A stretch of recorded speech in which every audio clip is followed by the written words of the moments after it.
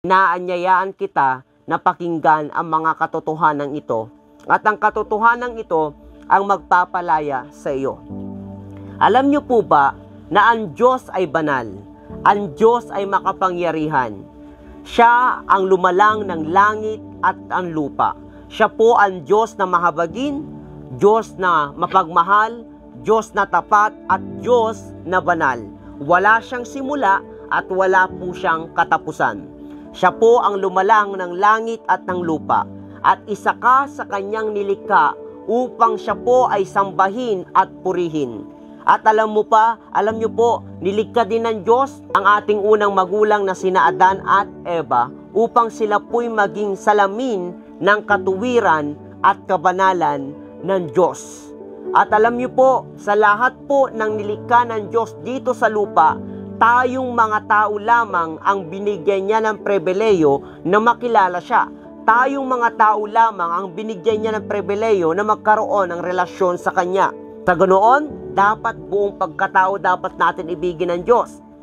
At sa bawat ginagawa natin, dapat nabibigyan ng karangalan ng pangalan ng Diyos. Ang tanong, ito ba ang naging tugon ng tao sa Diyos? Hindi. Sapagkat tayong mga tao ay lumapastangan at hindi nagpasakop sa Diyos. Sapagkat sa simula't simula pa, ibinigay na ng Diyos ang lahat ng kailangan natin. Pero sa kabila nito, mas pinili pa rin ng taong sumuway sa Kanya.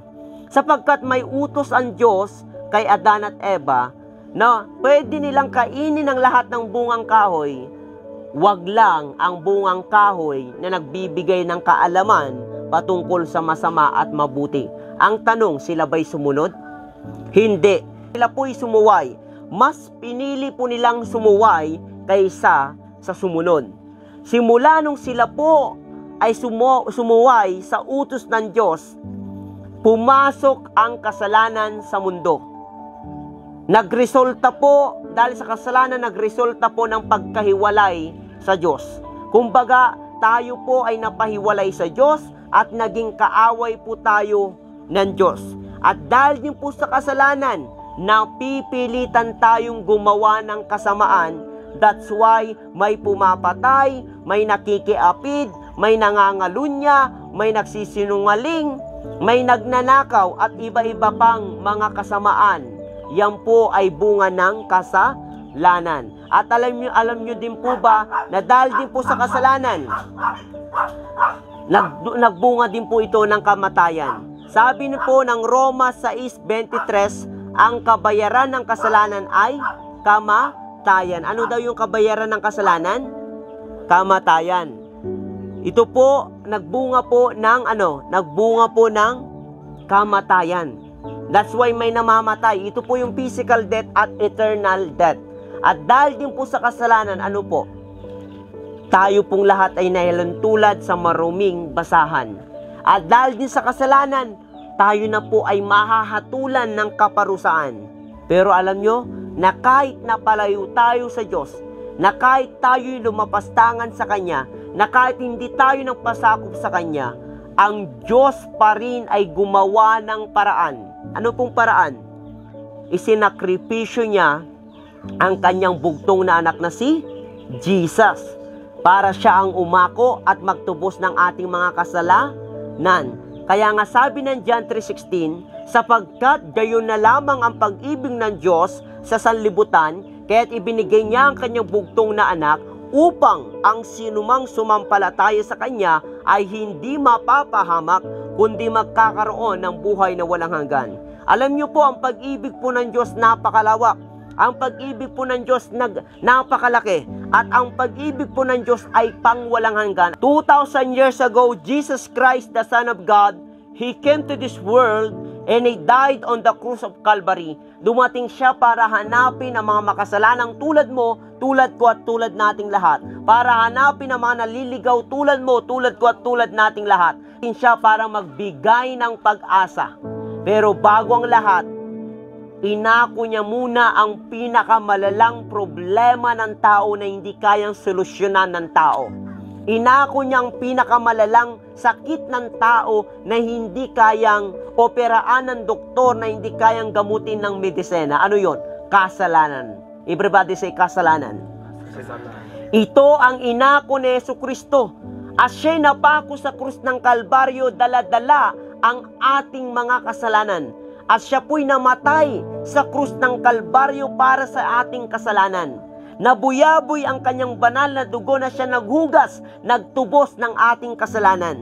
Alam niyo po, binayaran niya, tinubos ka niya ng hindi ng pera, na hindi ng bagay-bagay sa mundong ito, kundi ng kanyang banal na dugo.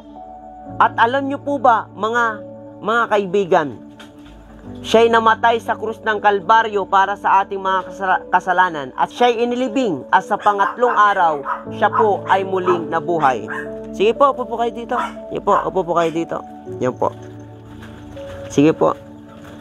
Yan po. Yan po kayo. Yan po, upo po kayo. Yan. Yung isa po, pwede po dito. Yan. At alam niyo po, namatay si Jesus sa krus ng Kalbaryo para sa ating mga kasalanan. At siya'y inilibing, at sa pangatlong araw, siya po'y muling nabuhay para matiyak ang kaligtasan ng sino mang sasampalataya kay Jesucristo sa Kanya. Ngayon, siya ang ating pag-asa. Pero hindi dito nagtatapos, kailangan mong tumugon sa panawagan ng Diyos. Una, kailangan mong magsisi. Sabi po ng Acts chapter 3, Acts chapter 2, verse 38. Aking babasahin dito sa Acts chapter 2, verse 38. Magsisi ang bawat isa sa inyong mga kasalanan at magpabautismo sa pangalan ni Jesucristo at mapapatawad ang iyong kasalanan at matatanggap ninyo ang regalo ng Diyos, walang iba kundi ang banal na Espiritu. Ito na ang panahon na kailangan tayong magsisi, ipagtapat natin sa Kanya na tayong lahat ay makasalanan na nangangailangan ng kaligtasan. Ano po ba ang pagsisisi? Ang pagsisisi ay pagtalikod sa kasalanan. Pagbabago po yan sa isip, pagbabago ng kalooban, pagbabago ng puso, pagbabago ng direction at pagbabago ng gawa. Sabi nga ng Acts 3 verse 19, sabi po dito sa Biblia, ganito ang sinasabi, kaya ngayon kailangan magsisi na kayo at lumapit sa Diyos. Dahil ang kasalanan, wala po yan mabuting idudulot yan sa ating buhay, kundi ikapapahamak yan ng ating kaluluwa. Ang kasalanan, hindi ka kayang dalhin yan sa karya ng Diyos. Bagkus ang kasalanan, dadalhin ka yan sa lugar ng kaparusahan. Ang kasalanan, kanser yan ng ating kaluluwa. Ikapapahamak yan ng ating mga kaluluwa. Walang mabuting dulot ang kasalanan. Ang kasalanan, tuturuan kang maging masama hanggang mabulag ka at hindi mo na makilala ang Diyos. Ang kasalanan, enjoy now, suffer later. Yes, masarap ang kasalanan. But remember, enjoy now, suffer later. Masaya ka ngayon pero ipagsusulit mo yan balang araw. Kaya nga, buhay ka ngayon, binibigyan ka ng Diyos ng pagkakataon para para ikaw ay magsisi at manumbalik sa Kanya. Dahil marami ngayong kaluluwa na nasa Hades, nagdurusa ngayon sa sakit at nagsisisi pero nasa huli na ang pagsisisi. Sino-sino ay mga nandun? Yung mga taong hindi nagsisi, yung mga taong patuloy sa pagkakasala, yung mga taong itinaboy ang Diyos, yung mga taong pinagsabihan na patuloy pa rin sa pagdrodroga, patuloy pa rin sa pagnanakaw, patuloy pa rin sa pagkikiapid, patuloy pa rin sa pagnanasa, patuloy pa rin sa paglalasing. Bang mabuting dulot ang mga kasamaan dito sa mundo?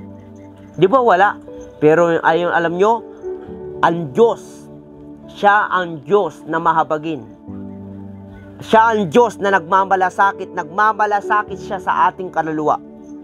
Binibigyan ka ngayon ng pagkakataon because He is the God of second chance. Huwag mo nang ipabukas, baka bukas huli ng lahat. Alam mo ba bro? Bukas buhay ka pa? Ikaw bro, alam mo ba kung ilang oras pa natitira sa buhay mo? Diba? Ikaw bro, alam mo kung kailan ka mamamatay? Alam ba natin kung bukas buhay pa tayo? Hindi natin alam. Hawak ba natin ang buhay natin? Alam nyo ba, si Satanas, sabi ng John 10:10, dumating siya para manira.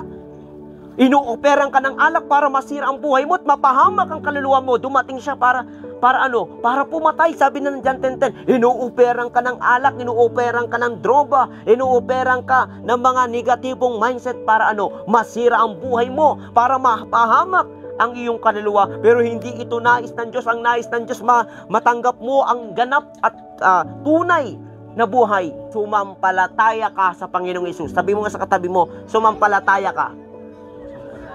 Sabi po ng Acts 16:31, babasahin ko lang po sa Acts 16:31, ganito sabi, sumampalataya ka sa Panginoong Hesus at maliligtas ka. Ano daw ang gagawin? Sumampalataya para tayo ay maligtas. Sabi din po ng Efeso 2:8, sabi ng Efeso 2:8, dahil sa biyaya ng Diyos, naligtas kayo nang sumampalataya kanino?